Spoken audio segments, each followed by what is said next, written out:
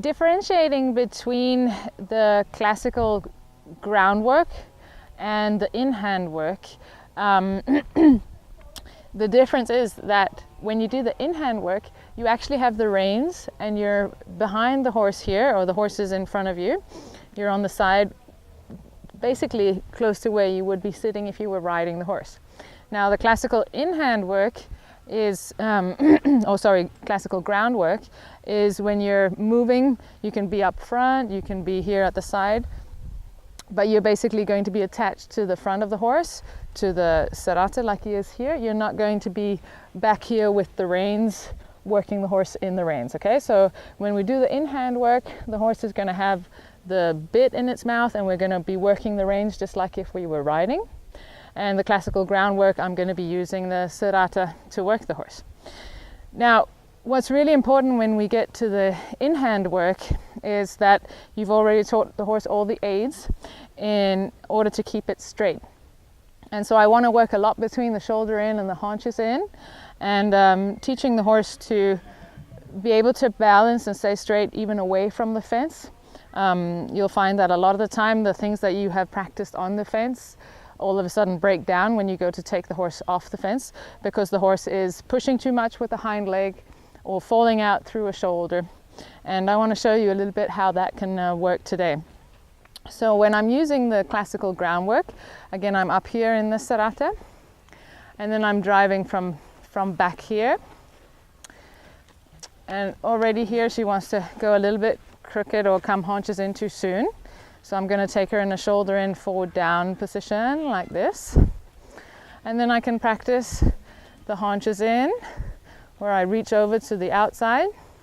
This is my outside leg. If I feel her falling through the right shoulder, I can use my outside rein. And if then she tries to cheat with the hind leg, I can go back and forth between my outside rein and my outside leg. Here again, I can work the bending in the rib cage, right there. And the horse should come forward down over their inside shoulder. So here she leans on me, that's not correct either. And there she leans out. Now she's bending and in on top of her inside front leg, with the hind leg stepping either up towards the inside front leg or between the front legs. And you see her top line is stretched and in a natural forward down position. If I want to send the hind leg more sideways, I can either reach for the hind leg itself like that, or I can reach for these lower ribs back here and ask her to move over. If I want to move the inside shoulder out, I can bring the whip to the neck, and this should also cause kind of a haunches in position. If it doesn't bring the hind leg over enough, I can reach over and use my outside. But here, so a typical problem when you're working is that the outside shoulder wants to fall out because of the push of the hind leg. So here, I'm going to stop the horse and just transfer her weight a little bit backwards like that and lifting her with her. So it's important that you all the time practice getting the horse to understand that they should not push with the hind legs, they should carry. So here, as she's moving forward, if I feel her pushing, I'm going to stop her and I'm going to bring her haunches a little bit in to keep her from swinging them out of the circle. So this is both something you can use in the preparation for the actual in-hand work, as well as lunging. But these are all different aspects. So here she's pushing too much with the hind leg and she's pushing herself out, yes, with that outside shoulder. So I teach her to keep coming off of the aids here, half halting, saying to the hind leg, don't push so much. Keeping her in a shoulder in, forward down position.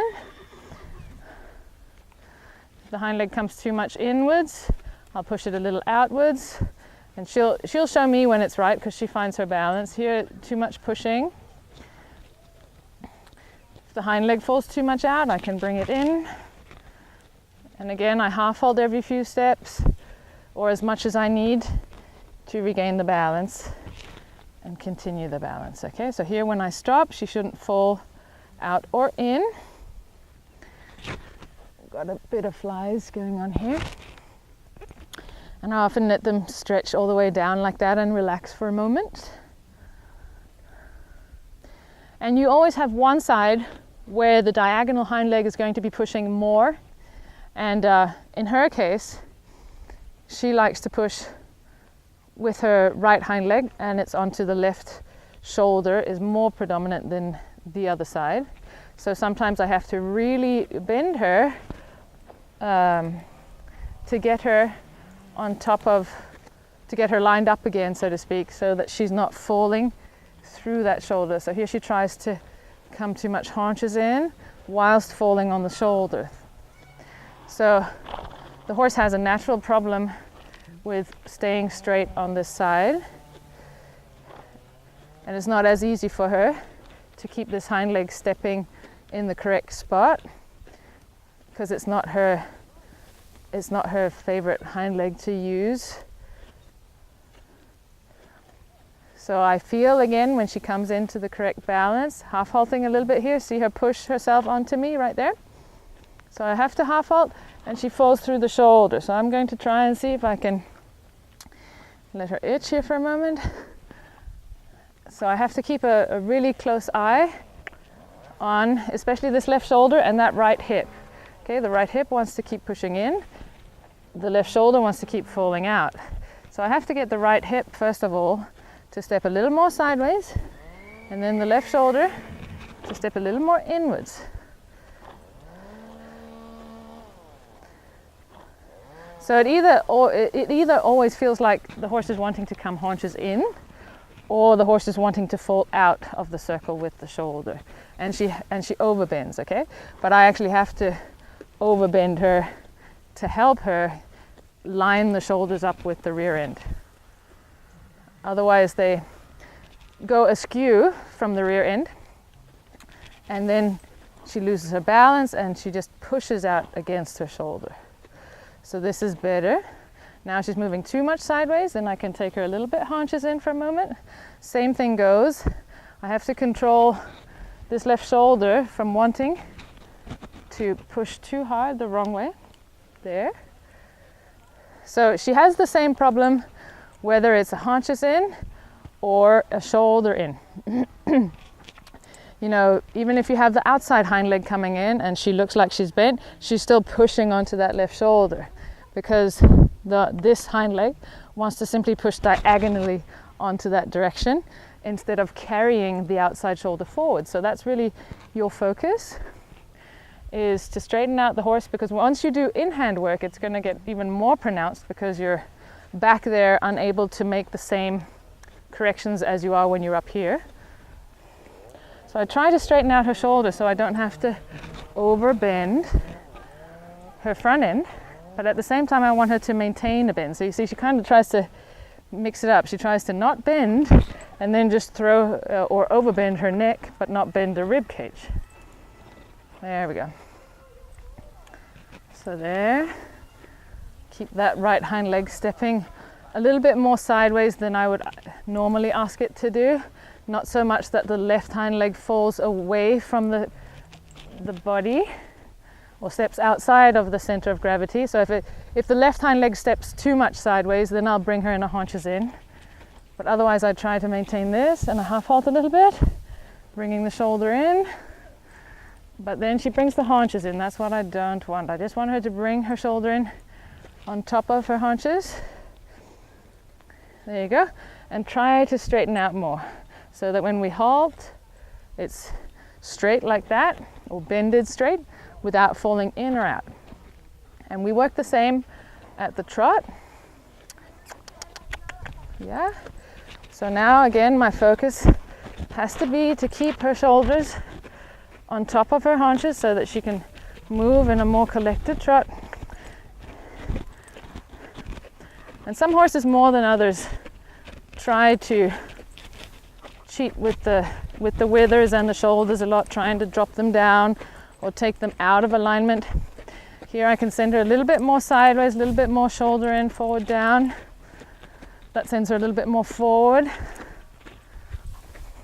Or I can bring her a little bit more haunches in, but she still has to keep her withers up and not drop her withers.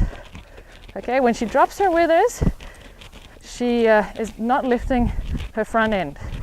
She might still be moving similarly to what she was a moment ago, but she's on the forehand, not on the rear. And the quality of the gait goes down. Okay. So here I want her to maintain the haunches in position through the stop. There. And all the time I'm feeling for how much push. You know, what I want her to do is basically put her leg out and then move her center of gravity over the leg, not the opposite, where she pushes her weight forward and then has to catch up with her legs. So we want her to land on the ground gently and control her weight so that she doesn't push. So basically when she's pushing, she's going to be pushing her weight forward onto the foot, or bringing the foot underneath her at the same time, which we don't want. We don't want her to push her weight that way. Okay, so again here I have to focus a lot on getting the shoulder to stay in on top of the hind leg, and the hind leg to move a little bit more sideways, because it's also the hind leg that's not stepping underneath her center of gravity well enough, this right hind leg.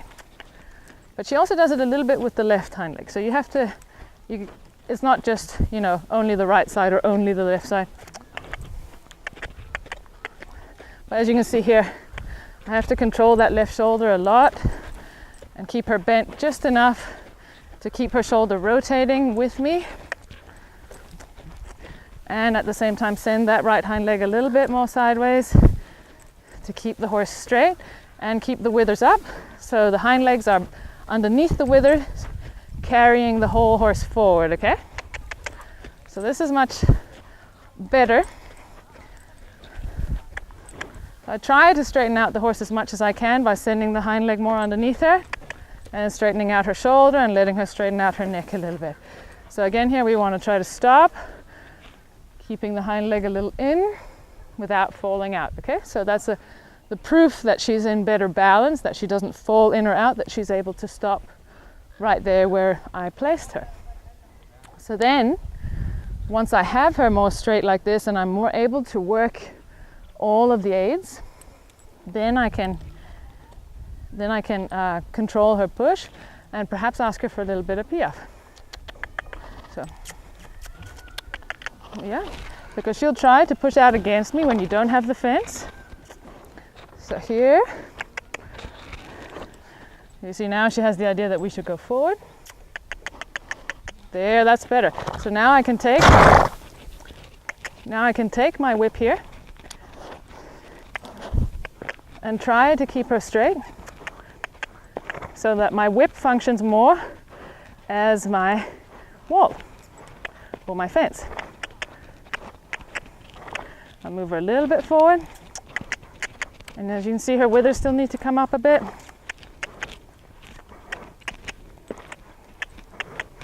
And ho. Good. Okay, so she stopped right there. And here she tries to push and go too fast through the shoulder. So it's all the time controlling this push. That's really the most important thing when you're working with the in hand, because you'll lose control very quickly if you can't get the horse to listen to the aids. I usually try to take them a little bit haunches in here. Ask her to control the shoulder. So it's usually the shoulder that is lost first, and then I can take a little bit of haunches in again here.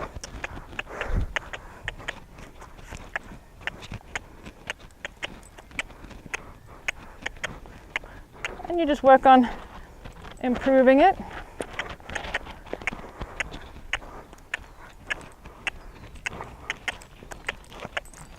Good. And here I want to stop before she falls out. Again, bring the haunches a little bit in, bring the shoulder in with me. Yes. So it's important that she can listen to your aids, and it's always harder as soon as you try to speed them up. So here I'll spell it out for her sometimes, that she should move over the shoulder and not push into me. So it should be a willingness to move the shoulder. And sometimes you'll have to go like I just did on the other side to kind of tell the horse, this is the shoulder I want you to move over. And I go between working the haunches in and working the Piaffe, for instance, all the time trying to stop the horse from pushing and staying as straight as possible, so the horse is using both hind legs and lifting the withers up. So we can also practice backing up. Whoop, whoop. And you see, then she tries to go crooked too. So all of these things where you lift the withers, set the horse a little bit more back on the haunches to improve all of these things. Try to get those shoulders straight and the haunches straight. There we go. So just working there, just working. Whoop, whoop, whoop, whoop. Yeah. So that time she just lost her balance. No more than that. And it's just maintaining the hind legs equally underneath her so that she doesn't lose her balance. The horses are very sensitive when they're in this position. Yeah, good. So here she gets out of rhythm and loses a little bit of balance and tries to push. Okay, so it's the push that's making her a little bit nervous, that her hind leg is wanting to push too much. Good. Oh, good. And I'll ask her to fix that hind leg again and bring it in. There we go. Okay, so I just keep trying to control the push of the hind leg, stop the shoulder from falling out, and bringing those hind legs straight underneath the horse so the haunches are not falling out and away. Okay, so that's the preparation for here, controlling the aids, all of the aids to keep the horse completely straight, as the preparation for your real in-hand work, where you're working with the reins and the bit, and you're more positioned back here like you're riding the horse from the ground.